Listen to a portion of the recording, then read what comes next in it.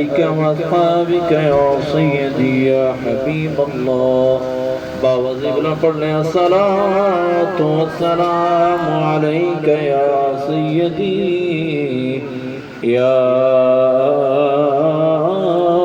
رحمة للعالمين وعلى آلك وأصحابك يا خاتم النبيين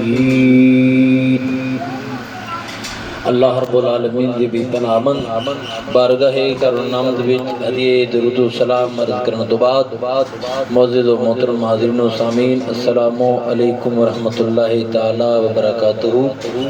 اج دا یہ پروگرام بسلسلہ ایصال ثواب محترم المقام بھائی طاہر انہاں دی جوان سالہ بیٹی انہاں دی اس غم دے وچ اج اس بچی دے ایصال ثواب واسطے اہل خانہ نے خوبصورت اہتمام و انتظام کیتے ہے۔ دعا کرو خلا کے عالم اس مرحوماں نو بخشش فرمائے اور انہاں دے جملہ لوائقین پسماندگان نو صبر جمیل اجر عظیم عطا فرمائے۔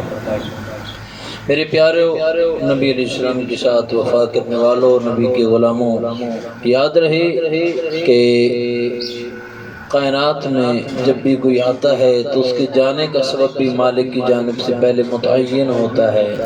جو کائنات میں آتا ہے اللہ تعالیٰ اس کے جانے کا بھی معاملہ فرماتا ہے۔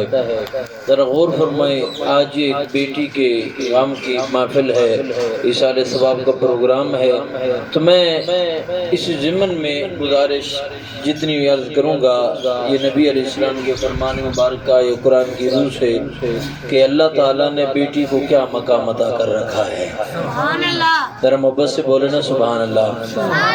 بیٹی کو اللہ نے کتنی رفتیں، کتنی شان، کتنا مقام عطا کر رکھا ہے۔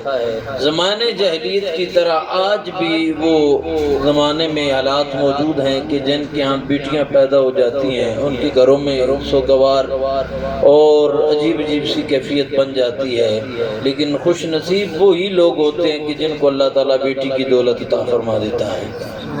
یہ بیٹی کو اللہ نے رحمت بنا کے گھر میں بھیجا ہوتا ہے، تو رحمت کی قدر وہی کرتا ہے کہ جو اس کو اللہ تعالیٰ رحمت کا مستحق بنا دیتا ہے۔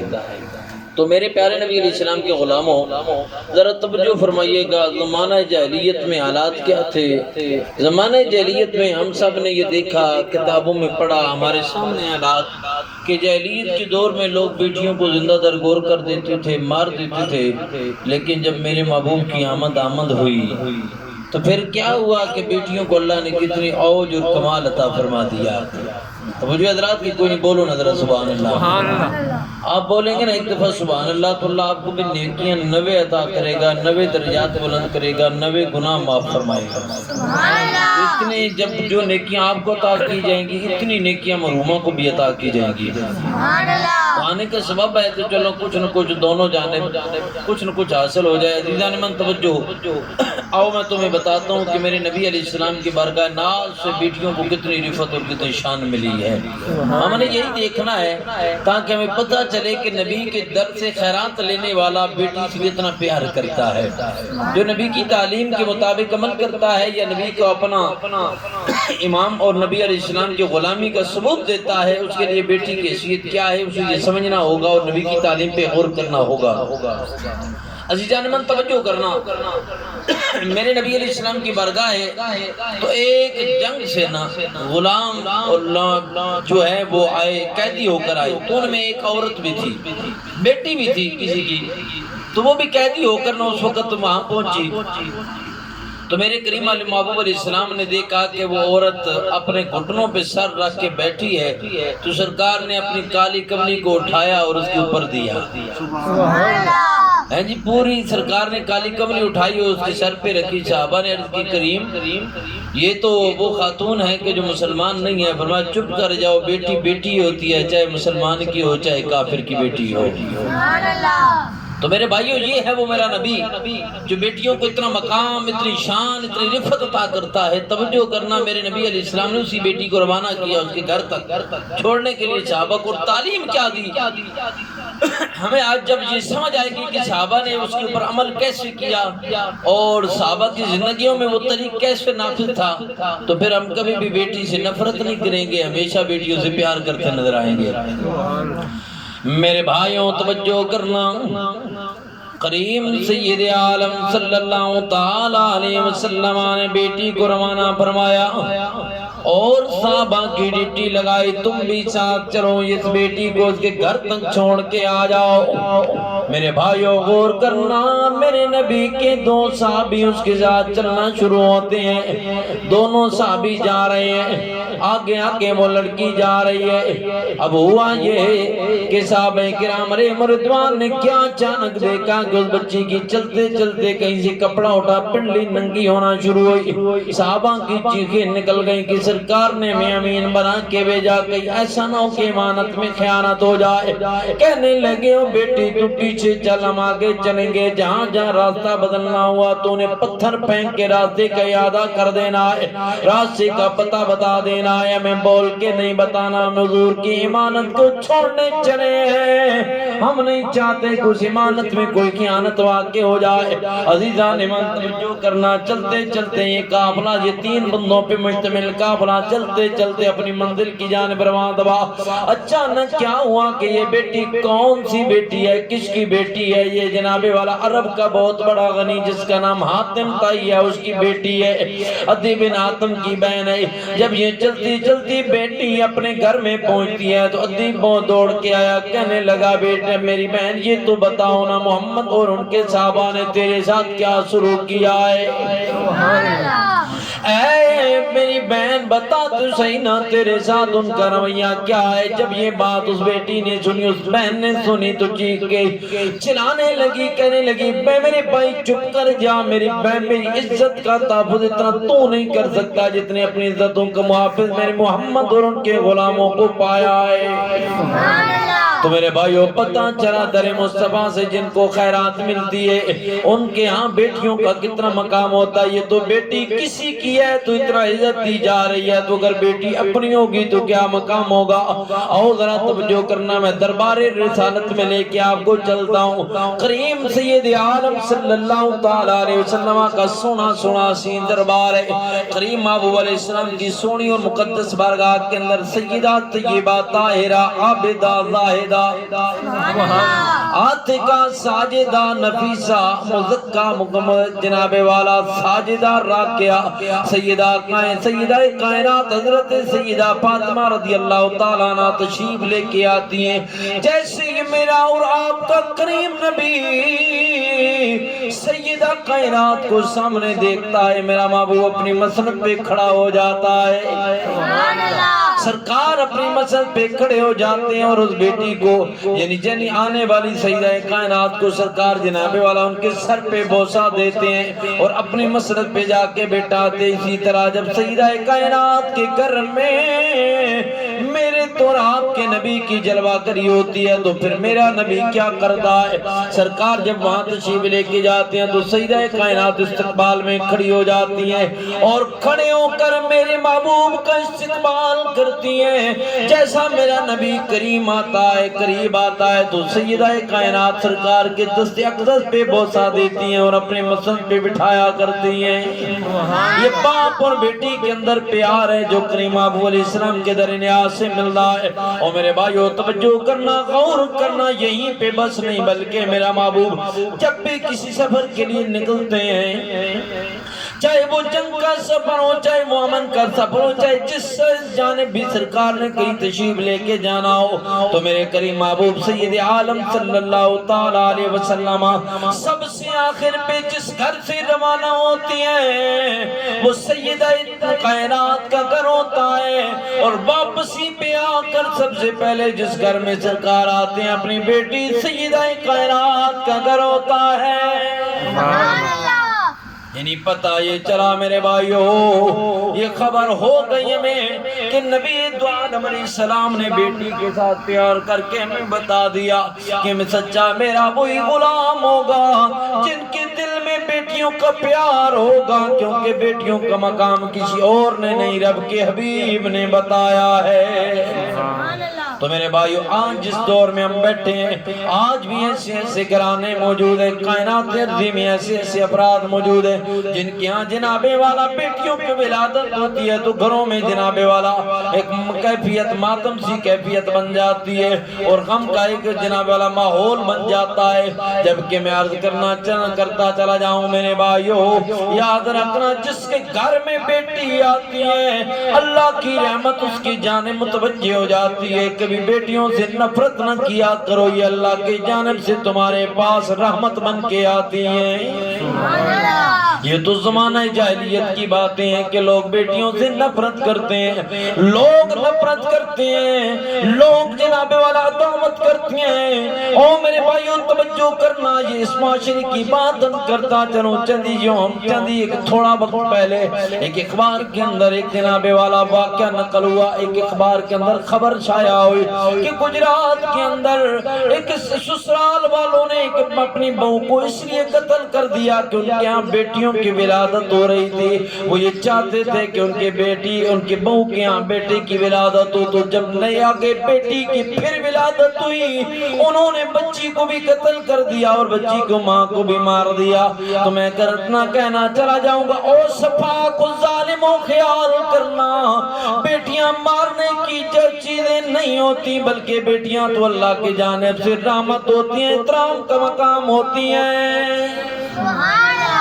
یہ تو زمانہ جاہلیت میں ہوتا تھا، زمانہ جاہلیت میں یہی ہوتا تھا۔ توجہ کرنا، میرے نبی علیہ السلام کی آخری بات عرض کر کے بعد مکمل کرتا چلا جاؤں۔ میرے کریم کی معصومی بارگاہ ایک صحابی آ گئے، عرض کرنے لگی سرکار میری بھی معافی ہو سکتی ہے۔ میرے آقا نے فرمایا تیرے عمل کون سا کیا ہے؟ آنکھوں سے آنسو بار بار نکل رہے ہیں، عرض کرتا ہے سونا کریم کرم فرماؤ میری بھی معافی ہو سکتی ہے۔ میرے آقا نے فرمایا تو یہ تو بتانا کہ تو نے گناہ کون سا کیا ہے؟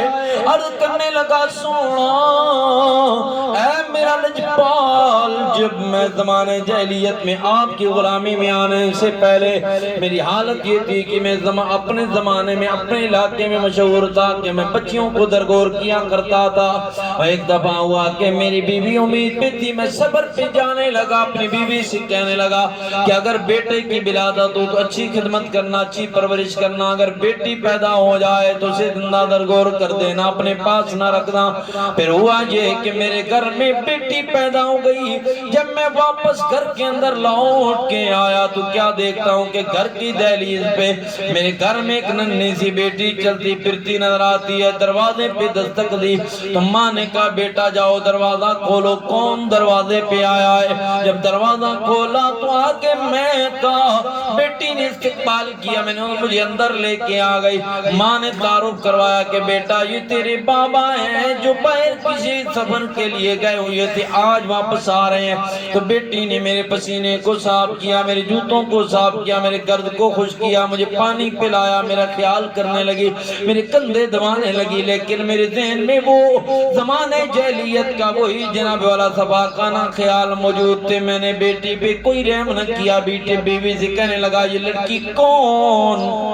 بیوی کہنے لگی ہے میرے شوہر یہ میری وہی بیٹی ہے، جب تم گیا تھا تو میں امید سے تھی، تو نے کہا تھا کہ بیٹا پیدا ہوں تو خیال رکھنا، بیٹی پیدا ہوں تو اسے زندہ درگور کر دینا۔ تو کہا زندہ درگور کیوں نہ کیا؟ بیوی کہنے لگی میں ماں ہوں، میں یہ کام کیسے کر سکتی ہوں؟ میں یہ کام کیسے کر سکتی ہوں؟ عزیزان من توجہ کرنا، ماں دے دل نرم گلابو تکبیر، اللہ اکبر، نعرہ رسالت، یا رسول اللہ، نعرہ تحقیق، نعرہ حیدری، فرمایا سنت۔ ماں نے کہا اے میری شوہر کیسی بات کرتے ہو؟ میں ماں ہوں، میں کیسے اس کو زندہ درگور کر دوں؟ مجھ سے تو ایسا نہ ہوا۔ شوہر نے کہا اچھا تم نہیں کر سکتی تو میں کر دوں گا۔ اب عزیزان میں توجہ کرنا، اس بات پہ توجہ فرمانا، باپ نے بچی کو ساتھ لیا، خدا ساتھ لیا، چلتے چلتے جنگل میں آ گئے، جنگل میں پہنچے، گڑھا کھودنا شروع کیا، جیسے میں وہ صحابی کہتا ہے جیسے میں تک کے بیٹھتا ہوں، ایمان لانے سے پہلے کی بات کر رہا ہے، جیسے میں تک کے بیٹھتا ہوں بیٹی اپنے دوپٹے سے میرا پسینہ صاف کرتی ہے، جب میرے جسم میں تھکاوٹ ہوتی ہے میرے بازوؤں کو دباتی ہے، پھر میں گڑھا کھودنا شروع ہو جاتا ہوں، جیسے گڑھا مکمل ہو گیا میں نے بیٹی کو دھکا دیا، اس گڑھے کے اندر پھینک دیا۔ توجہ عزیزان من غور فرمانا، کہنے لگا یا رسول اللہ میں نے کام یہ کیا کہ بیٹی کو دھکا دیا، وہ اس گڑھے کے اندر گر گئی، جیسے ہی وہ بچی گڑھے کے اندر گر گئی تو اس کی آنکھوں سے موٹے موٹے آنسو آئے، کہنے لگی بابا جی میں آپ سے پانی نہیں مانگوں گی، آپ سے کھانا نہیں مانگوں گی، کپڑے نہیں مانگوں گی، اگر آپ مجھے تنگ ہیں مجھے یہیں جنگل پہ چھوڑ کے چلے جائیں، میں یہیں پہ رہ کر گزارا کر لوں گی، لیکن آپ سے کوئی سوال نہیں کروں گی۔ باپ کے دل پہ جناب والا رحم کا ذرا برابر بھی خیال نہ آیا، باپ نے بیٹی کے اوپر مٹی ڈالنا شروع کر دی، بیٹی آنکھ جوڑتی رہ گئی، عرض کرنے لگا یا رسول اللہ بیٹی میرے سامنے روتی رہ گئی، میں نے بیٹی پہ ذرا برابر بھی رحم نہ کیا، اچھا بالآخر میں نے اس کو زندہ درگور کر دیا، تو عرض کرنے لگا یا رسول اللہ اب یہ بتائیے نا اتنا ظلم میں نے بیٹی پہ کیا، کیا میری بخشش ممکن ہے؟ میرے کریم نے فرمایا اگر تو نے اسلام لانے کے بعد یہ کام کیا ہوتا تیرا حکم کوئی اور ہوتا، تو نے یہ کام زمانہ جاہلیت میں کیا ہے، اس لیے حکم کو ایمان لانے والا، ایمان جناب والا کفر کے سارے معاملات کو سارے گناہوں کو مٹا دیتا ہے، اور میں مصطفیٰ تجھے اس بات کی گارنٹی دیتا ہوں کہ تو نے اسلام قبول کر لیا، ایمان قبول کر لیا ہے، تو ایمان کے قبول کرنے کے ساتھ میں مصطفیٰ تیری شفاعت کر کے تجھے جنت میں لے جاؤں گا۔ تو میرے بھائیوں پتہ یہ چلا یہ حالات تو زمانہ جاہلیت کے تھے، لوگ بیٹیوں سے نفرت کرتے تھے، بیٹیوں سے دور رہتے تھے۔ آج کا یہ پروگرام چونکہ ایک بیٹی کے نام سے موسوم ہے تو اس لیے میں نے چاہا کہ بیٹیوں کی عظمت کو اجاگر کیا جائے، زمانے کو بتایا جائے کہ اللہ نے بیٹیوں کو کتنی رفت، کتنی شان، کتنا مقام عطا فرما رکھا ہے۔ اور میرے بھائیوں توجہ کرنا، آخری یہ جملہ ذہن نشین کر کے لے جاؤ کہ جن کے گھر میں بیٹی ہوتی ہے اللہ کے ہاں ان کی اللہ کی جانب سے رحمت بن کے آتی ہے، تو رحمت اسی پہ برستی ہے جس کو اللہ اس قابل سمجھتا ہے، اللہ کی بارگاہ میں جو اس قابل ہوتا ہے کہ اس کے اوپر رحمت برسائی جائے تو اللہ اسی کو رحمت عطا فرماتا ہے، ورنہ تو ڈھیروں ایسے لوگ ہیں جو الہ اولاد کی نعمت سے محروم بیٹھے ہیں۔ یہ میرے بھائیوں توجہ کرنا، ہمارا معاشرہ آج بھی اسی ڈگر پہ چل رہا ہے، تو ہم نے یہ سمجھنا ہے، غور کرنا ہے۔ ہمارے دائیں بائیں آگے پیچھے بہت سارے ایسے لوگ ہوں گے کہ جو بیٹیوں کی وہ عزت نہیں کرتے، بیٹیوں کی تعلیم پہ، بیٹیوں کی جناب والا تربیت پہ، بیٹوں کی نسبت وہ خیال نہیں رکھتے، تو یاد رکھو یہ بھی قیامت کے دن سوال ہوگا۔ بیٹی کا بھی اتنا ہی حق ہے جتنا بیٹے کا حق دے رکھا ہے۔ شریعت یہ نہیں کہتی کہ بیٹے کو اچھا کھلاؤ بیٹی کو کچھ نہ دو، شریعت نے کہیں نہیں کہا، بلکہ یہی کہا ہے کہ بیٹیوں کے ساتھ بھی اتنا ہی پیار کرو جتنا بیٹوں سے پیار کرتے ہو۔